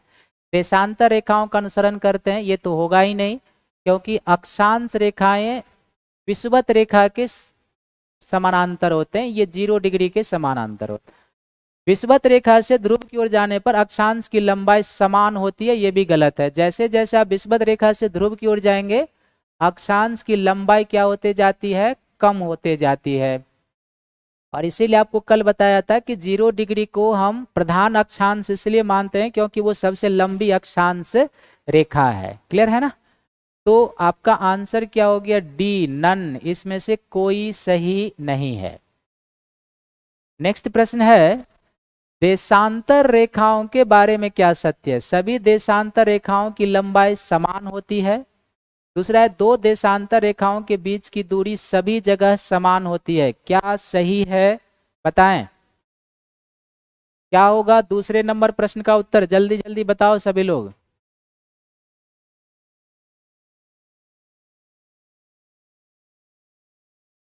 कम से कम इस टॉपिक का तो 5-6 एमसीक्यू है, ये कर लें। नेहा ए लिख रही हैं, राहुल बी लिख रहा है, सूरज बी लिख रहा है। मैं सबका बोलता हूं ताकि पता चले कि कौन गलत बोल रहा है। मनीष परमार सी, मंगू खान बी, नेहा सी, राहुल राय सी, विशंबर प्रताप चौहान ए, भूमिका ए, सूरज कुमार बी, नेहा राजपूत ए। अभी तक नेहा राजपूत 3 बार आंसर कर चुकी है।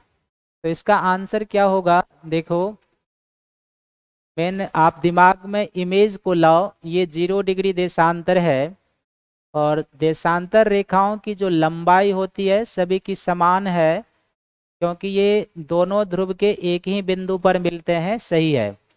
2 देशांतर रेखाओं के बीच की दूरी सभी जगह समान होती है, गलत है। आपको बताया था कि the distance between 2 longitude is maximum near at pole, maximum near at equator and minimum at pole. यानी 2 देशांतर रेखाओं के बीच की दूरी विषुवत रेखा के पास अधिकतम होती है और विषुवत रेखा से उत्तरी ध्रुव या दक्षिणी ध्रुव की ओर जाएंगे, दो देशांतर रेखाओं के बीच की दूरी कम होते जाती है। तो दूसरा गलत हो गया, जिन्होंने ए किया था उनका सही है।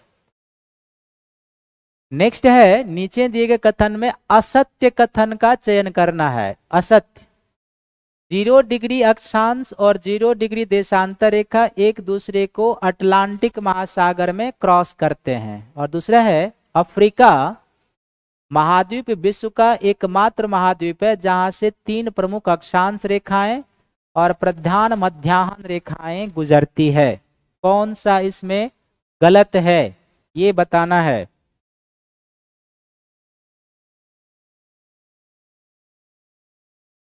क्या होगा जल्दी से बताओ। किसी का हिम्मत नहीं कर रहा है उत्तर करने का। सूरज कुमार ए देखो यहाँ पे इस प्रश्न के लिए थोड़ा सा आपको एक वर्ल्ड मैप पे जाना होगा तो आप इसको समझ पाओगे। और वर्ल्ड मैप पर जाने के लिए सबसे बेस्ट तरीका है कि उत्तर अमेरिका महाद्वीप से आप मानचित्र बनाओ।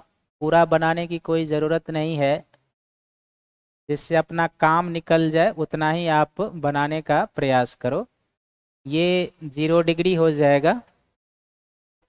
हमें अफ्रीका तक का लेना है तो ये अफ्रीका का एरिया हो जाएगा। ये मान लो थोड़ा सा अफ्रीका का एरिया और इधर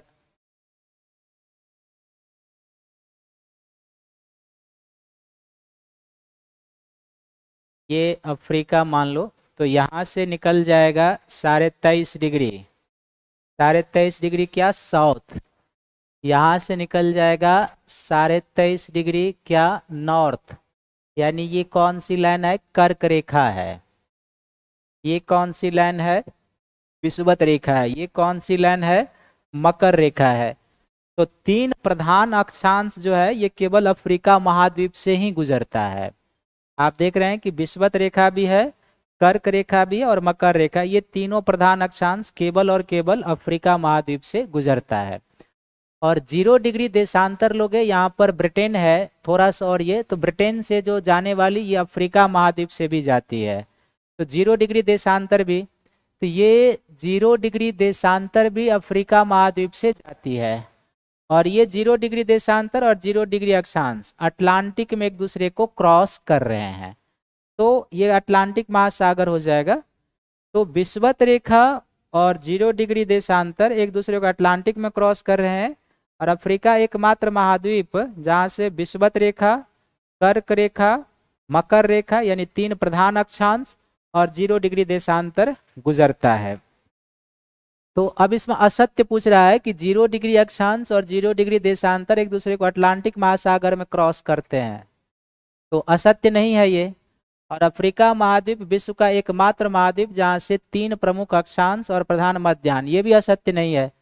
तो असत्य नहीं है, यानी डी इसका आंसर हो जाएगा नन। कोई असत्य नहीं है क्योंकि दोनों ही क्या है, सही है। भारी प्रश्न लग रहा है क्या।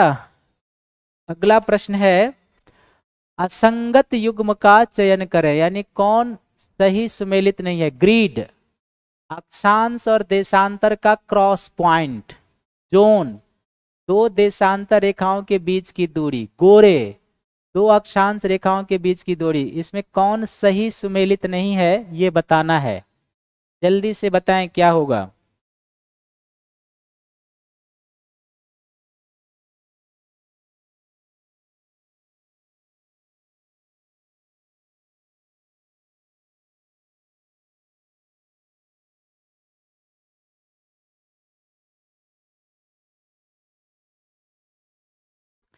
तो इसका क्या होगा उत्तर, ग्रीड जो है जहां पर अक्षांश और देशांतर का जंक्शन पॉइंट है उसको ग्रीड कहते हैं, सही है।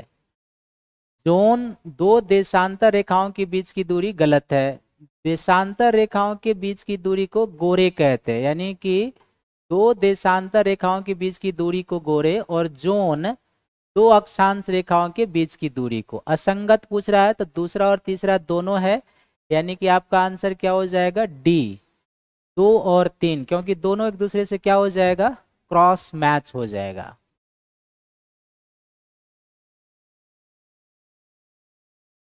क्लियर है? नेक्स्ट प्रश्न है, फिर से एक बार असत्य कथन का चयन करना है। देखो सबसे पहले आपसे पूछा क्या जा रहा है उसको आप सर्किल करें कि पृथ्वी के किसी स्थान पर प्राप्त होने वाले सौर प्रकाश की मात्रा उस स्थान के देशांतर के कोणीय मान पर निर्भर करता है, और दूसरा है सौर प्रकाश की मात्रा अक्षांश के बढ़ते हुए कोण के मान का समानुपाती होता है।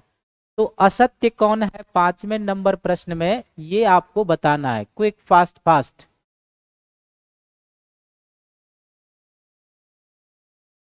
असत्य का चयन करना है। पृथ्वी के किसी स्थान पर प्राप्त होने वाले सौर प्रकाश की मात्रा उस स्थान के देशांतर के कोणीय मान पर निर्भर करता है, कल बताया था ये सब। और सौर प्रकाश की मात्रा अक्षांश के बढ़ते हुए कोण के मान का समानुपाती होता है। थोड़ा सा दिमाग लगाएंगे तो आपका आ जाएगा। क्या होगा उत्तर? मनीष परमार बी, गौतम मंदा बी। तो इसका जो आंसर होगा ना वो क्या होगा? सी है। दोनों ही असत्य है, क्योंकि पृथ्वी के किसी स्थान पर प्राप्त होने वाले सौर प्रकाश की मात्रा देशांतर के कोणीय मान पर निर्भर नहीं करता।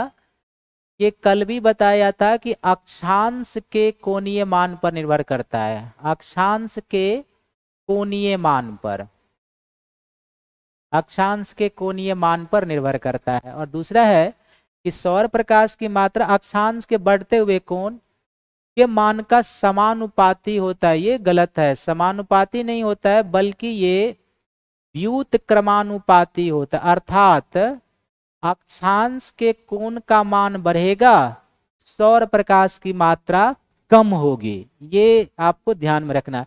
और वैसे भी देखो दोनों स्टेटमेंट एक दूसरे का अपोजिट है। दोनों आप देखो कि एक में लिखा हुआ देशांतर के कोण के मान पर निर्भर करता है, तो यदि आप ये मानोगे तो ये तो वैसे ही गलत हो जाएगा। 1 मिनट के लिए हम आपको टेक्निक बता रहे हैं। और यदि आप दो को मानते हो तो एक तो वैसे ही गलत हो जाएगा, क्योंकि एक अक्षांश की बात कर रहा है, दूसरा देशांतर की बात कर रहा है। तो थोड़ा सा दिमाग को भी यूटिलाइज करना होता है, ये भी आपको ध्यान में रखना है कि सौर प्रकाश की मात्रा अक्षांश के बढ़ते हुए कोण के मान का समानुपाती नहीं, डायरेक्टली प्रोपोर्शनल नहीं, बल्कि इनवर्सली प्रोपोर्शनल होता है। यानी अक्षांश का मान बढ़ेगा, सौर प्रकाश कम होगा। जैसे कल आपको बताया था ना एक डायग्राम बना के कि ये पृथ्वी हो जाए, ये 0 डिग्री, ये 90 डिग्री, तो ध्रुवीय क्षेत्र में सूर्य की किरणें तिरछी जाती है, कोण का मान किधर बढ़ रहा है? विषुवत रेखा से ध्रुव की ओर जाने पर कोण का मान बढ़ रहा है, और ध्रुव की ओर जा रहे हैं तो सौर किरणें तिरछी जा रही है। तो ये आपको ध्यान में रखना है। नेक्स्ट प्रश्न है, देशांतर रेखा के बारे में क्या सत्य है? पहला, विश्व का प्रमाणिक समय देशांतर रेखा के द्वारा निर्धारित होता है। दूसरा, विश्व में कुल 24 टाइम जोन है। तीसरा है, पृथ्वी को 1 डिग्री देशांतर की दूरी तय करने में 4 मिनट का समय लगता है। चौथा है, देशांतर रेखा ध्रुव के एक ही बिंदु पर मिलते हैं या मिलती है। कौन सा इसमें सत्य है 6 नंबर प्रश्न में, ये आपको बताना है। बहुत आसान है।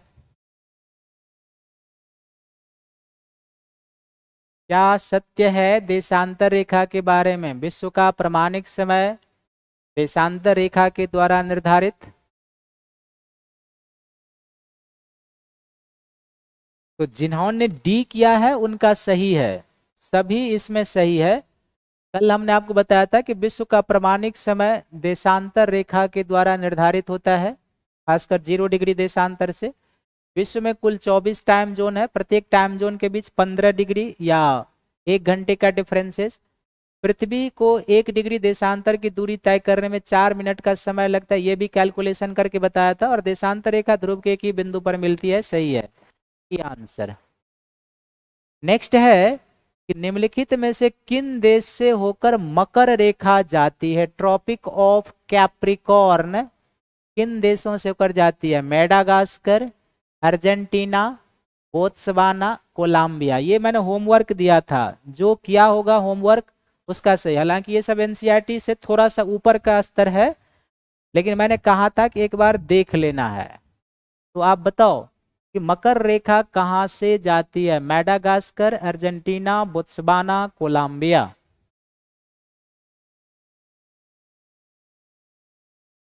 तो होमवर्क नहीं किया होगा तो बताना मुश्किल है।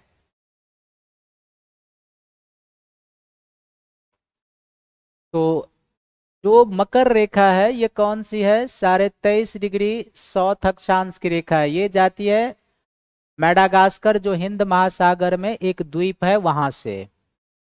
अफ्रीका के देश बोत्सवाना जाते हैं। दक्षिण अमेरिकी देश अर्जेंटीना से जाते हैं। ये कोलंबिया से नहीं जाता है, कोलंबिया बहुत ऊपर में है दक्षिण अमेरिका में। तो 1, 2, 3 यानी सी जिन्होंने किया है उनका सही है। 7वें नंबर प्रश्न में सी जिन्होंने किया है सही है।